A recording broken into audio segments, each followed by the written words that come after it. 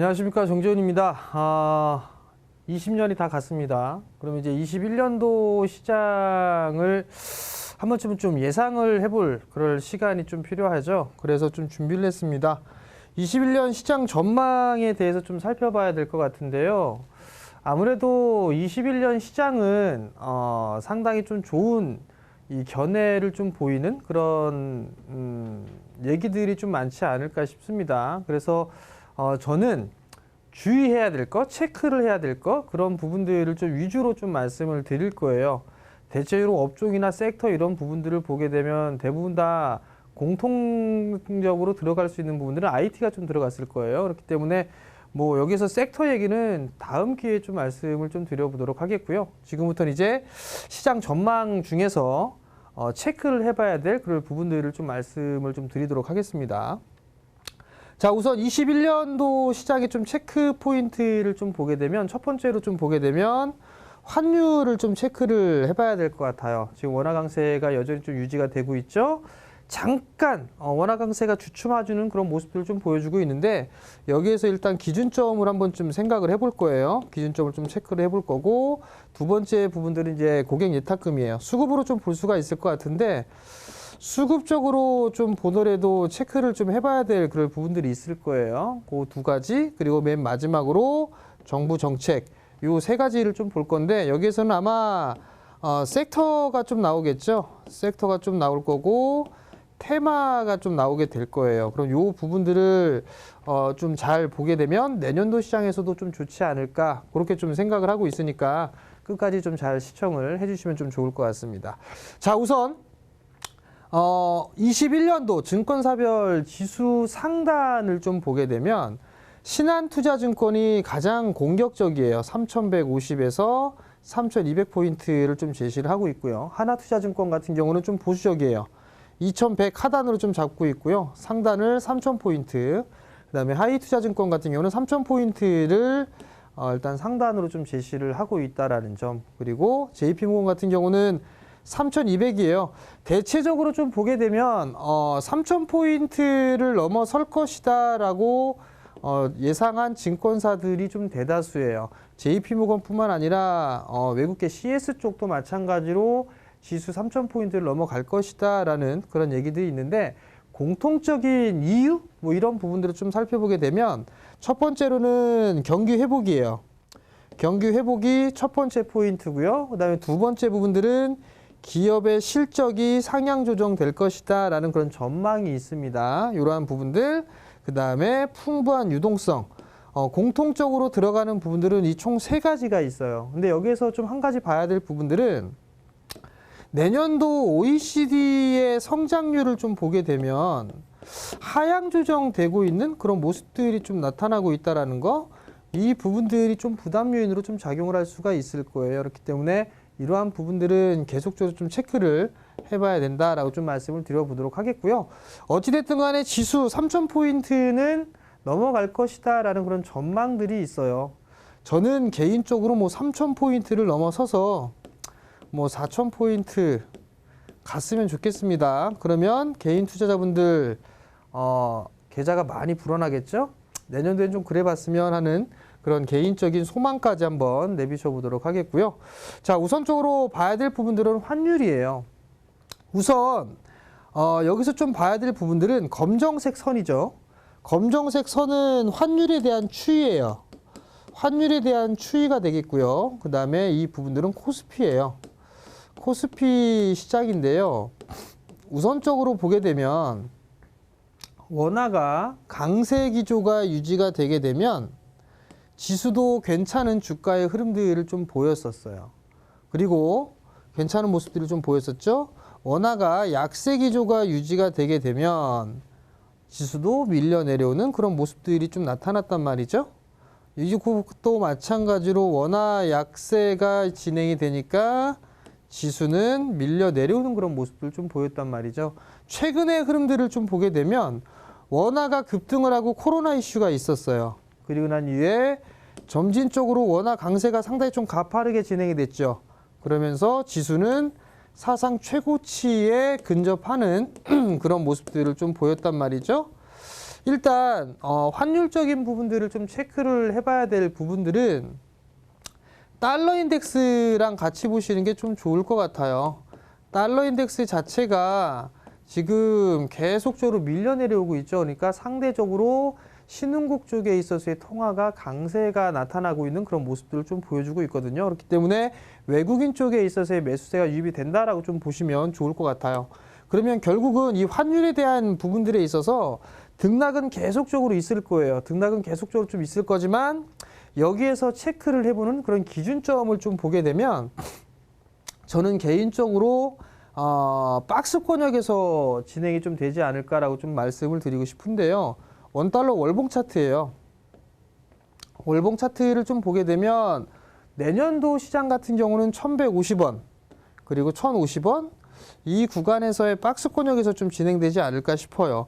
뭐 요 정도 선으로 좀 볼 수가 있을 것 같죠. 그리고 이 1150원 요 자리대에서 하향 안정화되는 그런 모습들이 좀 나오지 않을까 그렇게 좀 말씀을 드리고 싶고요. 만약에 이 1150원을 강하게 돌파를 해주는 그런 모습들을 보여주고 다시 밀려 내려오는 그런 모습들 원화 강세 기조가 유지가 되지 않는다라면 수급 악화가 진행될 가능성이 좀 높아 보여요. 그렇게 되면 증시에는 부정적인 흐름들이 좀 나올 수 있다라는 거, 그 부분들 좀 말씀을 드리고 싶은데요. 장기적인 트렌드를 좀 보게 되면 하향 안정화가 유지가 되고 있는 그런 사항들이에요. 어떻게 보면 박스 권역으로 좀 놓고 볼 수가 있는 그런 사항들인데 그 기준 자체가 일단 1차적으로 1150원이에요. 1150원을 강하게 뚫어버리게 된다면 다시 1200원짜리 때까지는 다시 흐름들이 좀 나올 수밖에 없단 말이죠. 그러면 외국인 쪽에 있어서의 매도세는 지속될 수밖에 없는 그런 사항들이에요. 그렇기 때문에 이러한 부분들 원달러 환율 쪽에 있어서는 체크를 해봐야 되지 않을까라고 좀 말씀을 드리도록 할 테니까 이 부분들 좀 기억을 하시고요. 원달러 환율하고 같이 움직여주는 그런 모습들을 좀 보여주는 게 있어요. 이 부분들엔 없는 그런 상황이지만 참고로 좀 볼 수 있는 거는 빅스 지수예요. 빅스 지수, 공포 지수라고 얘기를 하죠. 공포 지수라고 좀 얘기를 하는데 얘가 지금 크게 올라갔다가 바닥권역에서 이러고 있어요. 근데 만약에 툭 하고 넘어가는 그런 모습들을 보이거나 뭐 이렇게 되면 원화 같은 경우는 약세의 흐름들을 좀 보일 수가 있어요. 그렇게 되면 변동성이 좀 커지겠죠? 변동성을 좀 동반할 수가 있다라는 거. 그럼 결국은 그 기준점 자리대를 25를 넘어서느냐, 넘어서지 않느냐, 안착을 하느냐, 안착하지 않느냐, 이러한 부분들을 놓고 보시면 좀 좋지 않을까 싶어요. 그렇기 때문에 원달러 환율을 좀 볼 때 빅스 지수를 좀 같이 보시고 또 하나는 위안화예요. 위안화까지 같이 흐름들을 좀 보게 되면 그래도 조금 더 틀은 잡히지 않을까라고 좀 말씀을 드리도록 할 테니까 그 부분들 좀 기억을 하시고요. 어찌됐든 간에 원달러 같은 경우는 1150원에 1050원 정도 박스권 흐름 등락이 좀 보일 거고 1150원을 강하게 뚫어버린다라면 수급이 좀 악화가 될 수 있다는 거, 시장에 부정적인 흐름들이 좀 나올 수 있다는 거, 그 부분들만 좀 기억을 하시면 좋지 않을까 싶어요. 두 번째 부분들은요. 고객 예탁금이 어마어마해요. 제가 주식을 하면서 이러한 고객 예탁금이 좀 나온 부분들은 없어요.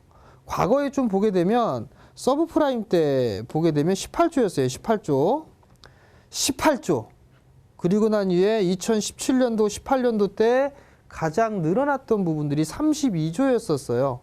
근데 이때하고 지금, 과거에 지금 시장에서는 60조예요. 18년도에 어마어마하게 유동성을 좀 풀었죠. 유동성을 풀었어요. 달러를 많이 풀었단 말이에요. 그러면서 증시를 부양시키는 그런 모습들을 보였었는데 최근 같은 경우도 어마어마하게 좀 풀었죠. 그럼에도 불구하고 고객 예탁금은 60조예요. 그렇다는 얘기는 대기 매수 자금이 풍부하다는 얘기예요. 대기 매수 자금이 풍부한 그런 사항들이고 올해 20년도의 주가의 흐름들을 좀 보게 되면 개인 투자자들이 대체적으로 다 많이 매수를 했단 말이에요. 개인 투자자들은 매수를 했고요. 그리고 기관과 외국인들은 매도를 했어요. 매도를 했죠. 11월 달 들어서면서 외국인 쪽에서 한번 공격적으로 좀 매수세가 들어왔으나 일단 11월 말 이후 그리고 12월 달 들어서면서는 매도가 나와주는 그런 모습들을 좀 보였단 말이에요. 중장기적인 관점에서 외국인 쪽에 있어서의 매수세가 들어와 주는지 그 부분들을 좀 체크를 해봐야 될 것 같고요. 두 번째는 기관 쪽이에요. 개인 투자자들이 직접 투자를 늘리다 보니까 기관 쪽에 돈이 없는 그런 상황들이에요. 그렇기 때문에 기관 쪽 같은 경우는 선별적으로 좀 볼 수밖에 없는 그런 상황들이거든요. 그렇기 때문에 기관 쪽 같은 경우는 단기 트레이딩 관점으로 좀 보는 포지션으로 좀 많을 거예요.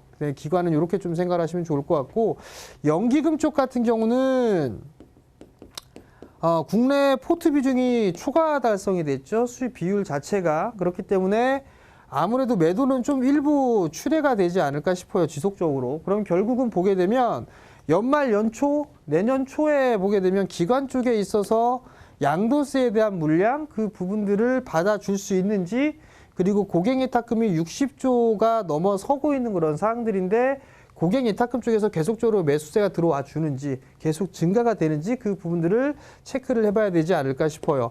여전히 60조 이하권으로 급격하게 고객예탁금이 줄어드는 그런 모습들이 보이지 않는다라면 시장은 크게 빠질 일은 없다. 그렇게 좀 생각을 하시면 좋을 것 같다. 그렇게 좀 말씀을 드리도록 하겠고요. 마지막으로 올 내년도 경제 정책 방향의 좀 핵심 내용을 보게 되면 듣도 보도 못한 거 많아요.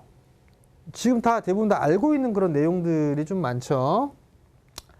보게 되면 디지털 혁신이라든가 그 다음에 제조 강국이란 얘기가 나오고 눈에 띄는 부분들은 요거죠. 친환경 저탄소 경제로의 전환, 그린 뉴딜이나 탄소 중립 쪽으로 좀 볼 수가 있을 거예요. 그럼 대체적으로 이런 쪽에 있어의 투자는 지속할 것이다 라고 좀 생각을 하시면 좋을 것 같고요. 그 이외의 것들 같은 경우는 대체적으로 경제 회복에 좀 포커스가 맞춰져 있는 그런 사항들이에요. 그렇기 때문에 이러한 관련되어 있는 흐름들이나 종목군들 이런 부분들은 계속적으로 좀 체크를 해봐야 되지 않을까 싶은데요. 핵심 경제지표 전망치를 보게 되면 20년과 내년도의 흐름들, 21년도의 흐름들을 좀 보게 되면 20년도 같은 경우는 역성장을 했어요. 근데 내년도 시장 같은 경우는 3.2% 성장을 할 것이다 라고 전망을 했죠. 그리고 소비자 물가 같은 경우도 1.1%로 조금 더 소폭 올라갈 것이다 라는 그런 부분들. 수출은 마이너스에서 플러스로 돌아설 것이고 수입 또한 마찬가지로 늘어날 것이다 라는 이러한 전망치를 제시를 했어요. 그렇다는 얘기는 요 모양새를 보게 되면 나라에서 만든 거니까 나라에서는 한국의 내년도의 전망치가 상당히 공격적인 그런 부분들이 아닌가, 상당히 좀 긍정적으로 보고 있는 그런 부분들이 있다는 얘기예요. 그렇기 때문에 이러한 전망치를 좀 볼 수가 있을 것 같고요. 만약에 전망치대로 유지가 되는 그런 모습들을 보이게 된다라면 시장에 있어서는 한 단계 도약하고 있고 지금 이제 도약하고 있죠. 레벨업이 되고 있는 그런 상황들이기 때문에 추가적인 상승도 나올 수 있다. 뭐 그렇게 보시면 좋지 않을까 싶어요. 재정 확대 그리고 통화 완화가 지속될 것이다라는 그런 부분들도 내년도의 지표를 보면 알 수가 있을 것 같은데요. 내년도의 예산 증감의 규모 그리고 상반기 집행 비율을 보시게 되면 21년도에 내년 이 예산 규모를 좀 보게 되면 상당히 많이 늘어났어요. 상당히 좀 많이 늘어나 있는 그런 모습들을 좀 보여주고 있다라는 거. 그리고 여기서 보시게 되면 중앙정부, 중앙재정 쪽에 있어서의 집행률, 상반기의 집행률을 보게 되면 63%가 넘어요. 그렇다는 얘기는 21년도 연초부터 시작해서 공격적으로 돈을 풀겠다는 얘기겠죠. 돈을 풀겠다라는 얘기는 바꿔서 얘기하게 되면 테마의 흐름들이 나올 수가 있다라는 얘기고, 정부 정책 쪽으로 있어서 밀고 가는 그런 섹터들 같은 경우는 다시 상승 시도가 나올 수 있다라는 얘기예요. 어찌됐든 간에 규모를 많이 늘려놨고, 그리고 집행률도 보게 되면 상반기에 집중적으로 하겠다라는 거, 그 부분들이 시장의 포인트가 되지 않을까 싶어요. 그러면 어떤 쪽에 있어서 집행을 하느냐, 혹은 정부는 우리나라는 어떤 식으로 해서 사업을 할 거냐, 그 부분들을 살펴봐야 될 것 같은데요. 핵심 신산업 5대 분야예요. 여기서 다들 한 번씩은 다 들어보셨을 거예요. 여기에서. 그죠?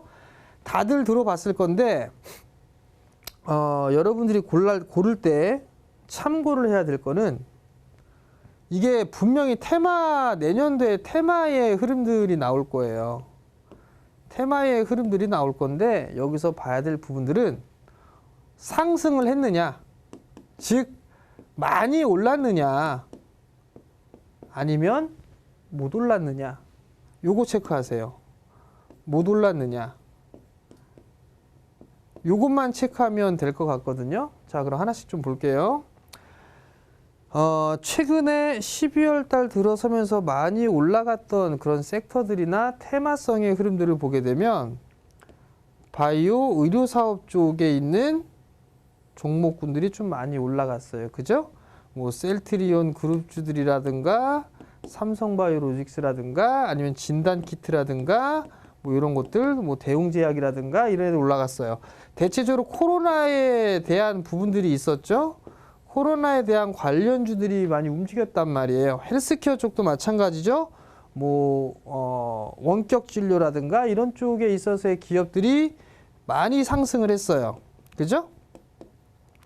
그럼 여기에서 의약품 쪽, 의료기기 쪽은 조금 적게 올랐단 말이죠. 그러면 여기에서 못 올라간 흐름들은 의료기기라든가 이런 쪽의 흐름들을 좀 놓고 볼 수가 있을 것 같아요. 그러면 이런 관련주들은 한 번쯤 연초에 좀 체크를 해봐야 되겠죠. 그 다음에 그린산업이에요. 그린산업을 좀 보게 되면 풍력이 있고요. 태양광이 있죠. 수소 쪽이 있고요. 이런 쪽이 있단 말이에요. 게다가 뭐 2차 전지 뭐 이런 쪽이 있단 말이죠. 그린 산업이니까. 그럼 여기서 보게 되면 풍력은 이미 시세가 많이 나왔어요. 왜냐하면 얘는 숫자가 나오니까. 숫자가 나온다는 얘기는 실적이 나온다는 얘기잖아요. 그죠? 가장 확실하니까 얘가 치고 나간 그런 부분들이고 태양광 많이 못 올라갔어요. 대표적으로 뭐 OCI 볼 수가 있겠죠? OCI 이제 꿈틀거리고 있는 그런 모습들 좀 나와주고 있죠? 폴리실리콘. 치킨 게임에서 살아남았어요. OCI가. 그러면 못 올라갈까요? 얘 올라갈 수 있단 말이에요. 그러니까 그 부분들을 좀 기억을 하시고요. 그러면 태양광 쪽에 못 올랐고요. 수소 쪽 같은 경우도 한 차례 시세 흐름들이 나오고 쫙 쉬어가고 있죠. 내년도에 아마 정부 정책이나 이런 부분들 또 나오기 시작할 거예요. 왜? 연초에 집행할 게 많으니까. 그러면 수소 쪽에 있어서 1차 상승기 끝나고 긴 조정받으니까 수소 쪽도 여전히 테마를 탈 수가 있겠죠. 그리고 2차 전지 쪽 같은 경우는 계속 장기적으로 좀 봐야 되겠죠. 얘네들은 진행형. 뭐 이렇게 좀 보시면 좋을 것 같아요. 그러면 여기서 좀 봐야 될 거 수소. 그 다음에 태양광. 이 정도 좀 봐야 될 것 같고요. 그 다음에 여기에서 또 번외적으로 좀 보게 된다면 어떤 섹터들이 좀 있을까요? 2차 전지 뭐 이런 쪽은 진행형, 현재 진행형 뭐 이 정도 좀 보시면 좋을 것 같고요. 기반 산업의 스마트화 보면 스마트 도시나 스마트 그린 산단, SOC 스마트화, 자율주행차, 드론, 공유경제 이런 게 있어요. 드론은 조금 약해요. 자율주행 쪽은 들썩거리다 제자리 오죠? 요건 내년도에도 봐야 됩니다. 내년도 시장에서도 여전히 봐야 된다라는 거, 그 부분들을 좀 기억을 하시고요. 그러면 요 부분들에서 일단 하나 정도를 좀 보게 되면 요 정도를 좀 보면 좋지 않을까 싶고요. 그 다음에 이제 비대면 사업 쪽 같은 경우는 많이 올랐어요. 얘네들 같은 경우는. 사실 많이 올랐던 상승을 했던 그런 기업들이기 때문에 요건 과감하게 제껴놓도록 하겠습니다. 그럼 마지막으로 DNA 산업이 좀 있을 거예요. 빅데이터, 인공지능, 지능형 로봇, 핀테크 이렇게 좀 있죠. 핀테크 제 같은 경우는 아마 저 이슈가 있을 수 있을 거예요. 카카오뱅크에 대한 부분들 때문에 이쪽에 있어서는 여전히 상반기보다는 1분기보다 2분기 쪽에 좀 보시는 게 좋을 것 같고요. 지능형 로봇 한 차례 시세 끝나고 나서 다시 꿈틀거리고 있죠. 연초에 내년도에는 좀 봐야 될 섹터가 될 거예요. 인공지능 같은 경우도 여전히 좀 봐야 될 것 같고요. 빅데이터 같은 경우는 사실 좀 많이 올랐어요. 많이 올랐던 그런 부분들이기 때문에 뭐 빅데이터 쪽에서 좀 보게 된다라면 뭐 다우 기술이라든가 다우 데이터라든가 이런 기업들의 실적 상당히 좋은데 못 올라갔단 말이죠. 그럼 이러한 종목군들 좀 보면 좋지 않을까 싶어요. 자, 그러면 테마 형성이 가능한 섹터군이나 이런 부분들을 보게 된다라면 로봇 관련주들 한번 봐야 될 것 같고요. 이쪽은 다 제껴놓고 그 다음에 자율주행차라든가 이런 쪽 한번 보면 좋을 것 같고요. 여기에서는 태양광 쪽 얘기하고 수소 쪽 얘기 나왔잖아요. 그죠? 요 정도 좀 보고 있고 현대 진행형의 2차 전지 이런 부분들을 좀 볼 수 있을 것 같아요. 기반산업 스마트화나 요 부분들을 그리고 포괄적으로 자율주행이나 드론이나 그 다음에 녹색 인프라, 디지털 헬스케어라든가 지능형 로봇, 인공지능 요 부분들에 있어서의 공통적인 부분들은 5G가 있을 거예요. 5G 2차 전지는 여전히 진행형이고 나머지 부분들을 가지고 테마성 흐름들이 좀 나올 수 있다라는 거, 그 부분들을 좀 기억을 하면 좋지 않을까 싶습니다. 결국 뭐 요 정도까지 좀 보게 되면 나름대로 좀 괜찮을 것 같고요. 결론이에요. 21년도 내년도의 투자 기회는 여전히 있다라는 부분도 좀 말씀을 드리고 싶고요.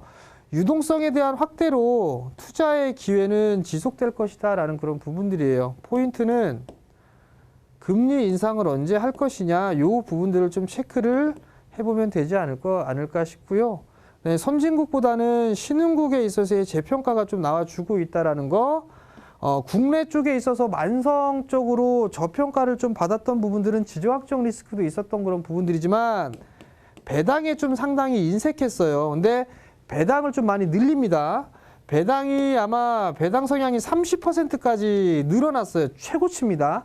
결국 배당이 늘어난다라는 얘기는 관심을 갖기에 충분하다라는 얘기예요. 그렇기 때문에 재평가가 좀 기대가 된다라는 부분들이고요. 정부 정책에 따른 테마군이 형성되고 있다라는 이 부분들은 내년도에 집행되는 부분들이 상당히 상반기에 공격적으로 이루어질 수 있다라는 거, 이 부분들을 생각하시면 좋을 것 같아요.